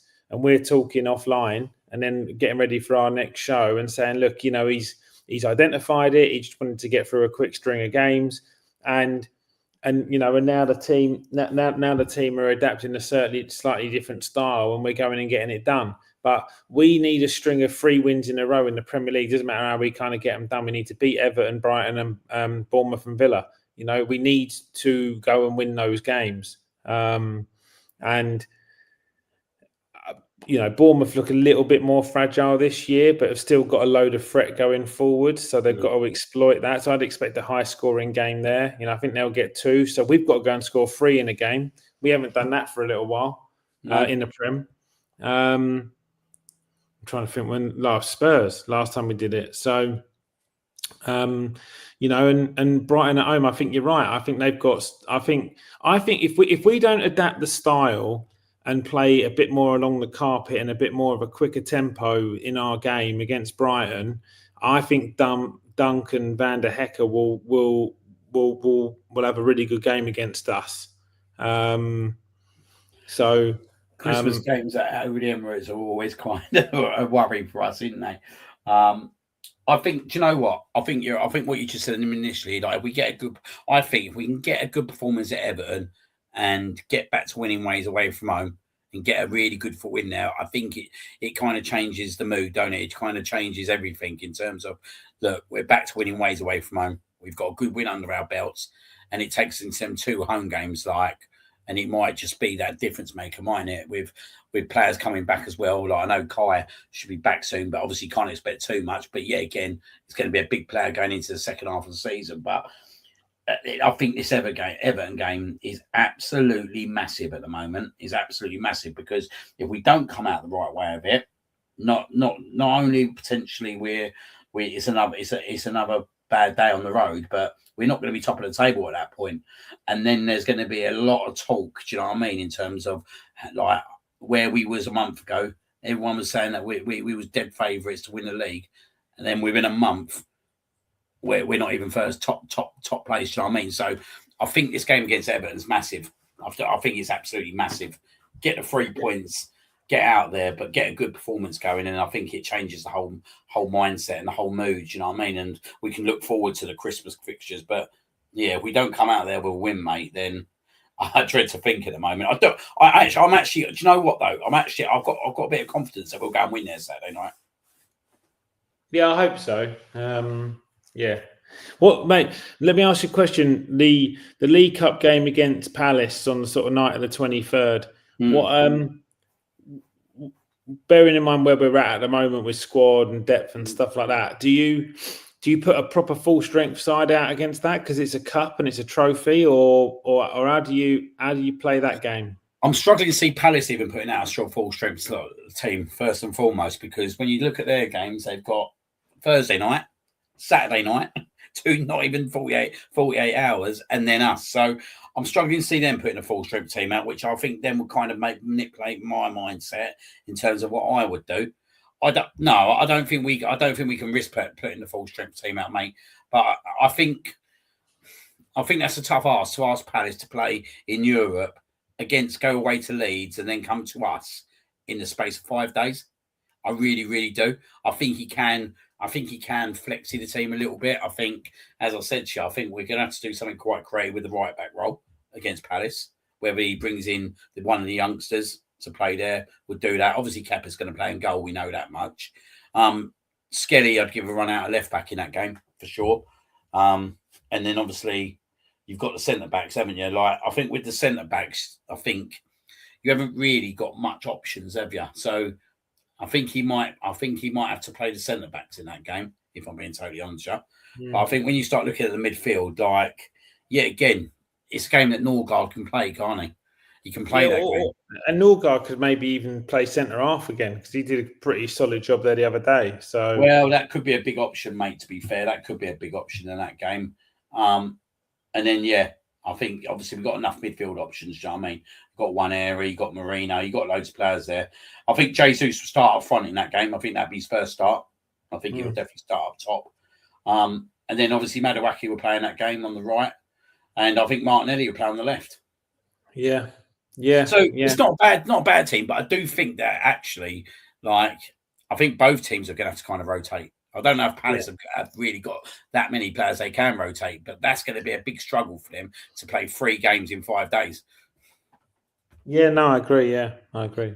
So, but I am on the belief, though, that I think we do need to get over the line with 1 trophy and get the League Cup in the bag would be brilliant, wouldn't it? It'd be brilliant just to get 1 trophy away before we go into the final straight of the season. We're in the Premier League and the Champions League, but I don't know. There's some good teams in there still, isn't there? Like, you look at it, there's Newcastle still in there, Man City is still in there. I think Chelsea is still in there. So you're going to get a tough semi-final, wouldn't you?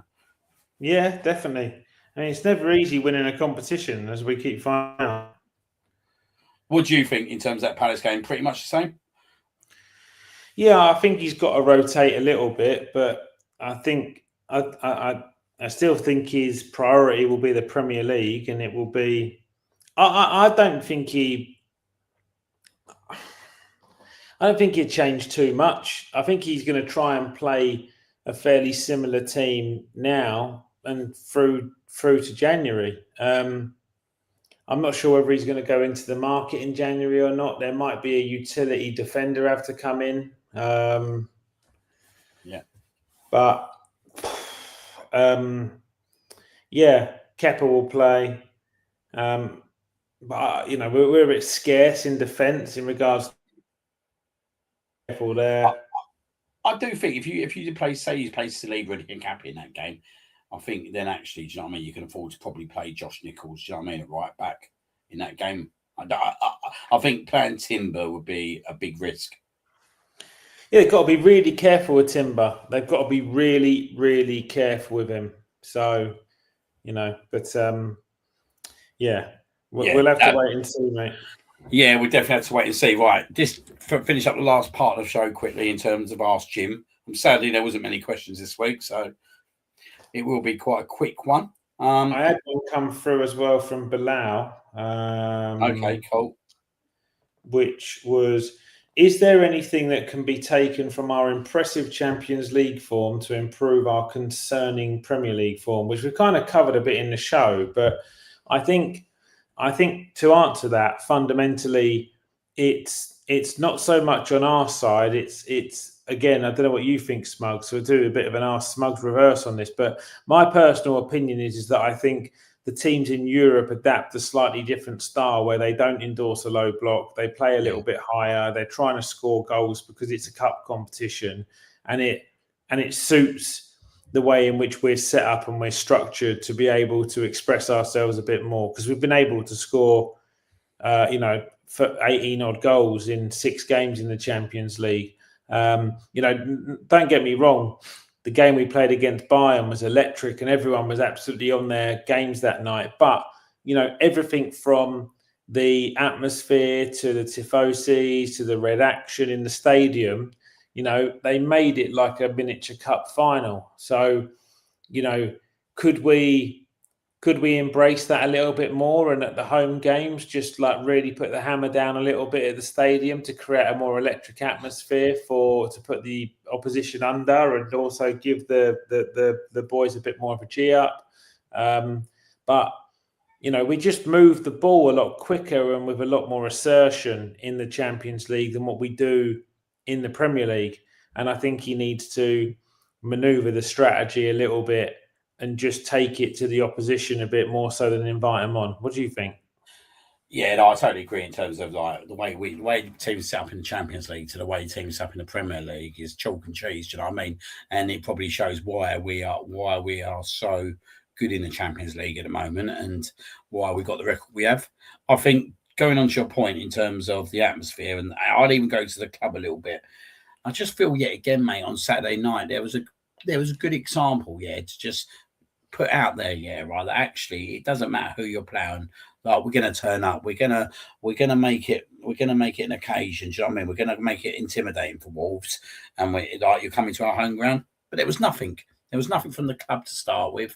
The fans turned up, and mate, honestly, I like starting the chants and all that kind of stuff. It was like putting teeth in there Saturday night, mate. It was absolutely abysmal, the atmosphere in there Saturday night, and that's down to us as a fan base, mate. As such, like we see our away fans like some of the best in the country, mate, by country mile, mate. We produce as away contingent, week in, week out. But at home, if it like you're sitting there and you're thinking you can all turn up to Tottenham Hotspurs, do you know what I mean, and sing your lungs out because we're playing our rivals, but where are you on Saturday night? Do you know what I mean? Like people strolling into the stadium 10, 15 minutes in. You see people steaming out at night on the 90th minute. Now, I get the frustration because at that point you're thinking we've cocked this right up. Do you know what I mean? But we haven't won a title in 21 years, like you said. That's the entitlement, mate. That's the entitlement that actually, as fans, we think we're just going to turn up and we're just going to go and batter them out of the park. But I just felt from the very get go that there was no fire, mate. Do you know what I mean? There was no fire. There was no spirit. I'd like to see a little bit more. I'd like to see a little bit more, right, in terms of the games that actually we believe don't really mean that much, like the games against Wolves, Brentford, and all that. Don't just do it for the big games. Try and do different stuff. I do think that's something that we can do better as a club and a fan base. But I also think that it's quite interesting, isn't it? I watch Man City, like you said, Jay, right? And no club sets up a low block like they do against Man City. Right? How many times do they though, and they just break it down so you don't see it? I don't know, mate. I don't know. How many times have you seen Ireland go 1-0? I was watching the Bournemouth game the other week, and I was like, there's no way they would let Gorkarez running like that. There's no way, mate. And you got Ireland literally running on his own, like from 20, 25, 30 yards from goal. But they pop the ball around the corner a bit quicker. The 10 drops in the pocket, plays on the half turn, and then he pops him through, mate. And the ball moves a lot faster. So I think it's uncomparable because how quickly they move the ball through the lines and through the spine. The ball pops around a lot quicker. To counter what you've just said, and I can hear it, but like you don't see the ball just sitting on Diaz and Gvardiol's toe. No, you don't. They do play forward, but I think this is the problem where we've let teams kind of suss us out, haven't we? So like every team now knows, like, do you know what? Let's just sit in a low block and we're just trying to counter attack them as such. Do you know what I mean? But as I said to you, mate, I think we actually got a much better chance in the Champions League if I'm being totally honest, in terms of like silverware. Like I think that we're so tactically set up for the Champions League, and it's like sometimes I actually think they're probably in Arteta's mind. That's what he wants is the Champions League. Yeah, maybe. Like, I think he probably wants to win every competition he's in, but of course he does. I think the team he's set up is much more set up to win the Champions League for sure. Yeah. But I'll tell you what the problem comes when we start playing an English club. Do you know what I mean? That's where our problem will be. And we've always found that out at Arsenal in terms of I don't think we've ever beaten an English club, have we? In Champions League. That would be our problem if we get an English club. Not in the knockout phase, no. No. That will be our problem if we had to face another English club, in my opinion. I look at the rest of it, look at all the other sides, and I think, do you know what? If we had everyone fit, I think we could go all the way. It would worry me if we got a Man City or a Liverpool as such. Like, I know they're playing in the form they're in, but still, there'll be the games that would worry me in the Champions League. Yeah. What else we got? I've got a question from George. My question is, why do you think we seem to struggle in November and December? Seems like a regular occurrence. Seems to always be in hand with injuries as well. I think key piece there as well. Bit of squad rotation. Yeah, absolutely. I think that we're the games come thick and fast. You've had 2, sometimes 3 international breaks as well within that. So the load on players now is really considerable. And just the lack of rotation, and also just my opinion on this is that like we don't really have a plan B or a plan C in games, and we endorse like one style and try and be really good at it.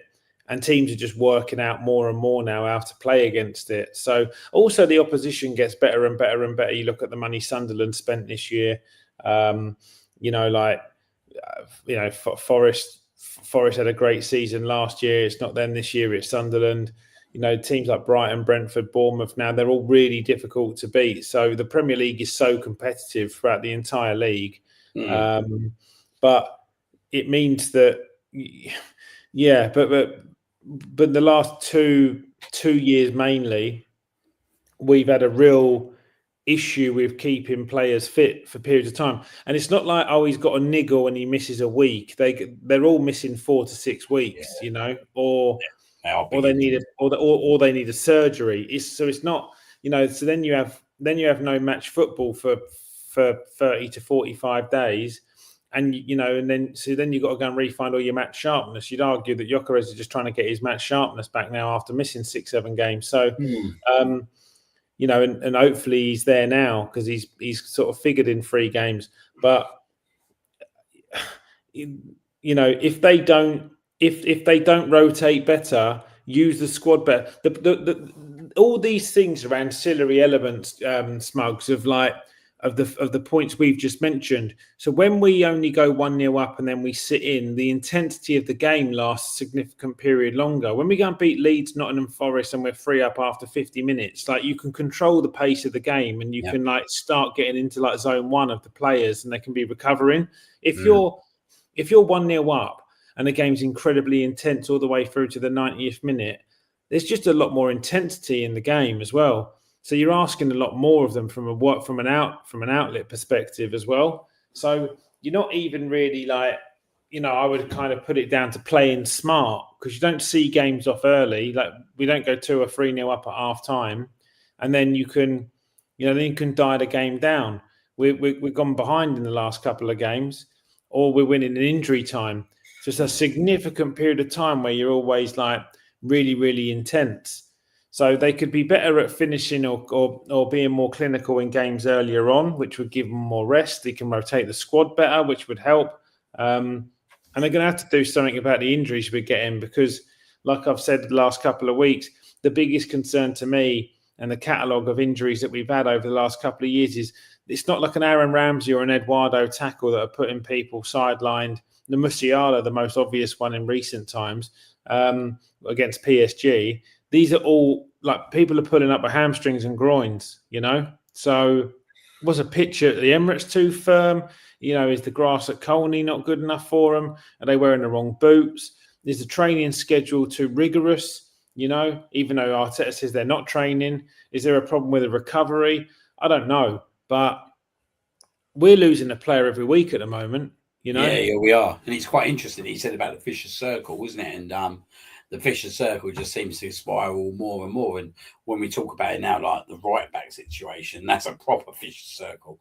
But like you said, like I think like moving forwards, like there ain't going to be no time to even think about break. You know what I mean? Like we're looking at the most intense time of the year with the Christmas festival period, and if we do beat Palace, then we're probably looking again like we did last January, at least 9-10 games in January. It's a lot of football, isn't it? It's a lot of football in a month and a bit. Loads. I mean, a huge amount. And then, but you've got like 2 Champions League games. You don't need to take any of these players too. You know, no.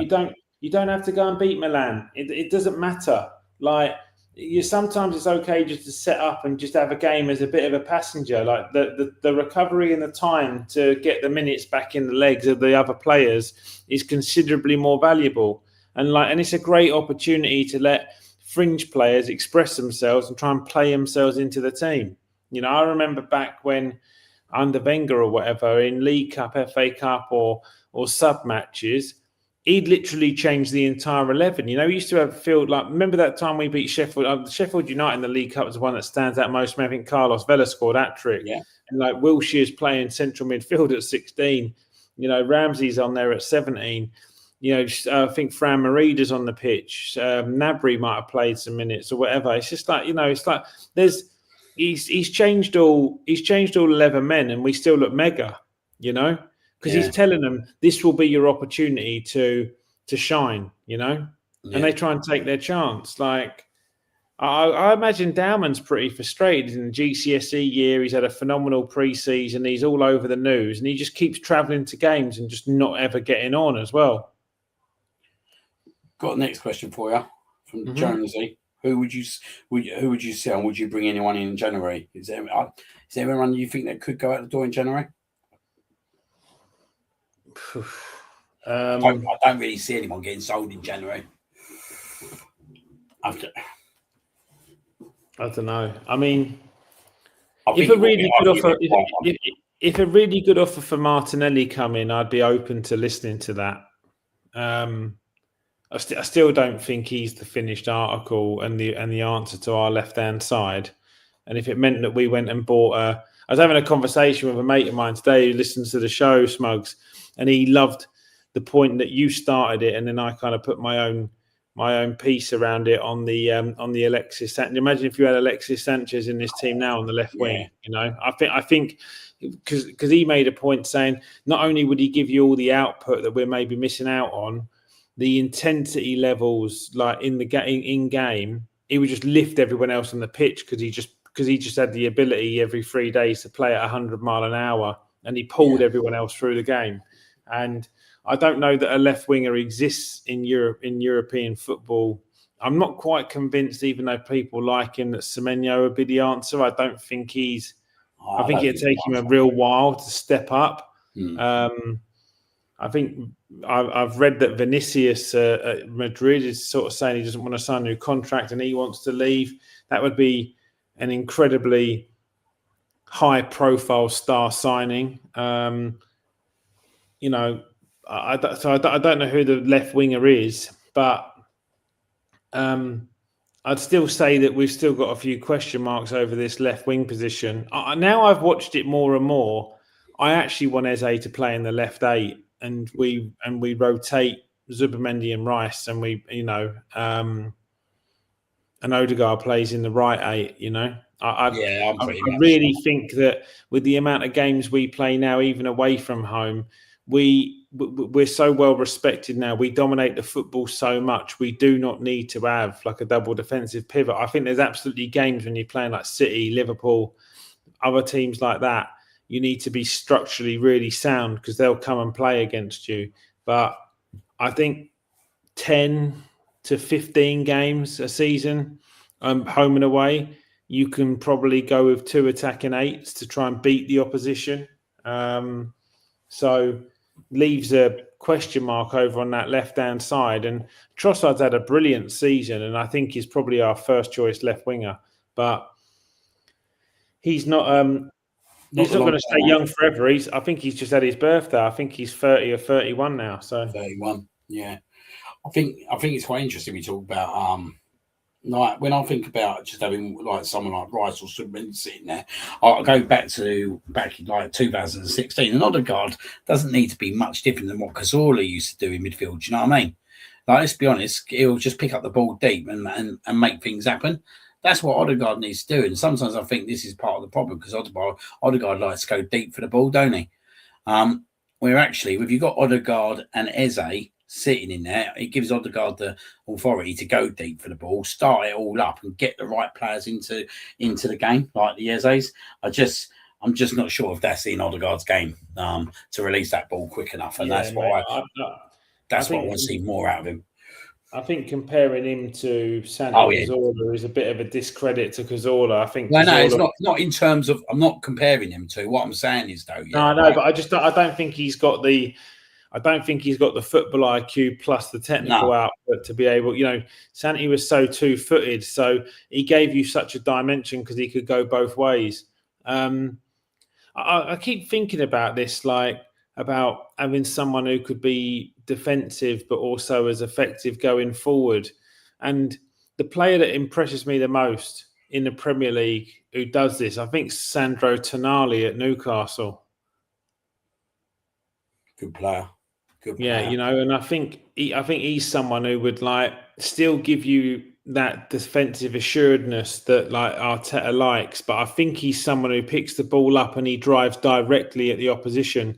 And I actually think last year and a bit of the half season before that, Declan used to do that, and he used to pick the ball up when he was folding into the left eight a bit more, and he'd drive really directly, you know. And I think someone like Jokeris would love that because he'd like to just peel off his centre half and get in between the fullback and the centre half and open his body up to get an opportunity to get played in and get a shot off and goal. But Declan's not really doing that as much now. He tends to travel 10 yards in a slightly left-hand side, and he pops the ball into Calafiori. We really miss Calafiori against Wolves, but this is my frustration that we don't look as good going forward after spending £1 billion because Calafiori and Gabriel weren't in the team.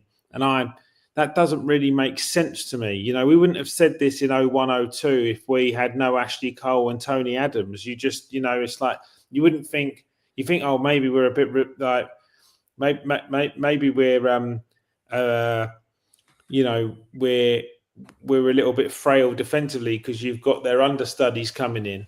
But you wouldn't have thought like in that day and age that would have affected your ability to score goals. You know, whereby now it's like we don't look like the same attacking team when Calafiori and Gabriel aren't in the team. And that's because probably we've still got this over-reliance on set-piece goals. And Calafiori gets on the football so much in this side.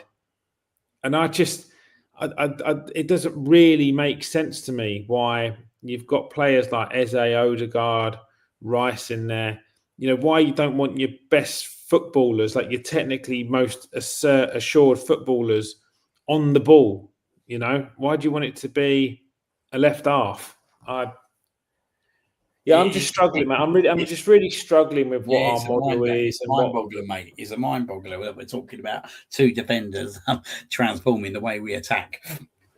Yeah, it's absolutely mind-boggling. Right, there's a good question from Jonesy, and I think that's probably the best one we've had. Like, I think we look. It's always easy to go into FIFA mode and just think, you know, I would because he's had an okay half season and he scored a few goals. If it led to like a 50-55 million pound offer for Martinelli, I'd be inclined to take that money because I think we still got Eze, Madueke, and Trossard who can play left wing. So it's not like we don't have enough there, but that would give you the money to be, you know, and actually Jesus, mate. I know you want to see potentially Jesus in the left wing, you know. So I think we've got a vast number of players who can play there. So from a sales perspective, I'd probably look at that, if I'm being honest. Last question. Yeah. Do you see AI is changing the world rapidly, making unthinkable things possible. Do you see it changing football for good? And if so, how? I think that teams are already integrating AI into their infrastructures with the way in which they deliver data and the way in which they try and plan ahead and look at different scenarios. So, but football's still so manual, and and artificial intelligence is only as good as the information that's given to it. So you think it will continue to evolve, but I don't think there'll ever be a day where you have like a robot manage a football team or anything like that. But I think the data that probably goes into, scouting teams, picking players up or looking for players that do certain amounts of duels or information, as long as data stays sound as the way in which you can collect it, then I think you can use it. So, yeah, scouting teams, maybe doctors, recovery, nutrition, all those things can probably utilize elements of AI and things like that now, but I don't think it will ever control a football team. But yeah, good question as well, that. Cool. What's the winner? Last one's good. I quite like that. But I did like Jonesy's question because I hadn't really thought much about the transfer window, so I'm going to give it to that. Cool. So yeah, well done, Jonesy. You will go into the old the wheel. We will have one more on our return show, and then after that, we'll do the spin of the wheel, and we'll see who will win the ticket to come and watch an Arsenal game with myself and Jim. Lovely. Obviously, thank you very much tonight, mate. Been some really good debate. That's nearly 2 hours, mate, that we've sat discussing Arsenal. Yeah, lots to digest tonight, wasn't there? Yeah, loads to digest. A lot going on. Obviously, in a bit of a phase and a moment at present where I would just probably say that we're not bricking it, but there's just an element of nervousness around just wanting to see just some subtle changes just to get us back on track a little bit. So I think we go into Everton just with a little bit of anxiety. But if they can, train well this week, get some rest in their legs, and we can get a performance together, then we can stay on the straight and narrow. I think it's really important for us to lead at the end of the year. So I'm sure Mikel and the team know that as well as anybody. So. Yeah, look, all I can do, mate, is wish you and the family a very happy Christmas. No doubt we'll talk quite regularly anyway. Everyone in our community, in the Arsenal community, a very joyful, festive holiday, and hopefully 3 points everywhere, and a bit of good grub and booze. No, absolutely. Same to you and your family, mate. Hope you all have a good Christmas, have a good time away as well. I'm sure there'll be a few pictures to show. Yeah. Definitely a few, but look, obviously, as we said, Saturday's a big game in it. It'd be nice to go into our Christmas lunches or Christmas dinners, top of the league, and look forward to obviously the rest of the fixtures coming out 2025 and going into 2026. But also, we will be back in 2026. So absolutely, we will be back. I believe we're going to be back following the Bournemouth game potentially. Is that correct? I think so. It's the 5th, January the 5th. January the 6th, I think it is. Is it January the 6th? Yeah, so there'll be a big game. There'll be obviously a big show that week, and it's right on top of the Arsenal-Liverpool game as well. So that'd be an incredible show. Yeah, absolutely. Yeah, we play Bournemouth on Saturday the 3rd. So and then we've got Liverpool that Thursday night, I think, haven't we? So big week that. Massive week. They just come fucking fast now, don't they? So they do. All right, pal. Well, look, all the very best to you and yours, mate. And to everyone who tunes in and listens and gives up their time for us. Wishing you all a very safe and joyful end to 2025. Yeah, and I echo that. Merry Christmas to you all, and we'll see you next year. See you later, guys. Good night.